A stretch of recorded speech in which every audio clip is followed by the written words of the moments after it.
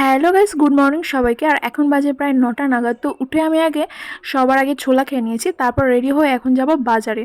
আর just বাজারের হালটা দেখুন, মানে কি বলবো, আমাদের এখানে রাস্তা প্রায় 3 বছর ধরে জলের লাইন বসছে, আর রাস্তার অবস্থা এতটা খারাপ, মানে বলার মতো নয়। একটু করে কাজ করে আবার স্টপ করে দেয়, এখানে কাটে তো ওখানে কাটে, মানে প্রায় 3 বছর ধরে খালি কাটাকুটি খেলাই চলছে। যাই হোক, মা বাজার করে দিল আর আমি বাজারগুলো বয়ে নিয়ে বাড়িতে চলে এসেছি। তারপরে মা সবজি কাটছিল, যেহেতু দুপুরে রান্না করা হবে।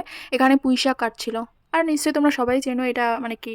তো তারপরে বাড়ির সবার জন্য ছাতু গুলে নিয়েছিলাম, ওই পেঁয়াজ লেবু লঙ্কা এইসব দিয়ে গুলেছিলাম আর কি, মানে প্রায় দোকানের মতনই খেতে লেগেছিল, মানে দোকানের থেকেও ভালো। আর দোকানের থেকে বাড়ির ছাতু খেতেই আমার বেশি ভালো লাগে।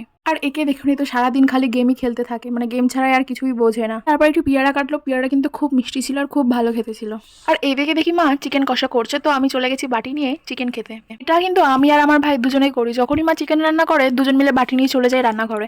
আর এমন খুব কম মানুষই আছে যারা চিকেন কষা খেতে একদমই পছন্দ করে।